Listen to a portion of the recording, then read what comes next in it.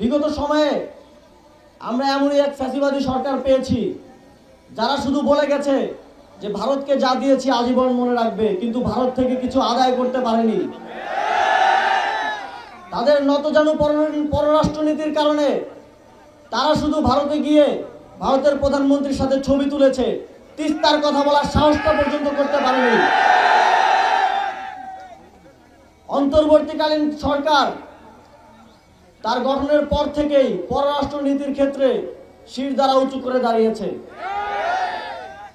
এবং তিস্তার চুক্তি বাস্তবায়নে এই অঞ্চলের মানুষের পানির ন্যায্য হিস্সা আদায়ে অন্তর্বর্তীকালীন সরকার মাথা উঁচু করে ভারতের সাথে নেগোশিয়েট করবে এবং প্রয়োজনে আন্তর্জাতিক পানি আইনের ভিত্তিতে আমরা কূটনৈতিক চাপ সৃষ্টি করব যেন ভারত বাধ্য হয় এই চুক্তি স্বাক্ষর করতে। তিস্তায় যে দীর্ঘ চর জেগে উঠেছে এবং চরে যে মানুষ বসবাস করে সেখানে শিক্ষার হার অত্যন্ত কম, কারণ সেই জায়গাগুলোতে কোনো স্কুল নেই, শিক্ষা প্রতিষ্ঠান নেই।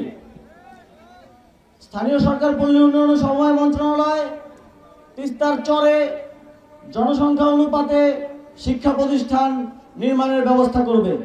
পীরগাছা থেকে চিলমারি আপনাদের দীর্ঘদিনের দাবি একটি সংযোগ ব্রিজ করার। তখনই আমরা সিদ্ধান্ত নিয়েছি যে সেই ব্রিজটি আমরা করব। এখন সেই ব্রিজটি করার জন্য ফিজিবিলিটি স্টাডি চলমান রয়েছে। আমি আপনাদেরকে আশ্বস্ত করতে চাই, অন্তর্বর্তীকালীন সরকারের সময়ে সেই ব্রিজের কাজের উদ্বোধনটা আমরা করে দিয়ে যেতে চাই। 1400 মিটারের একটি চেইনলেস ব্রিজ সেখানে স্থাপিত হলে আপনাদের উত্তরবঙ্গের যোগাযোগ ব্যবস্থার যথেষ্ট উন্নতি হবে বলে আমি বিশ্বাস করি।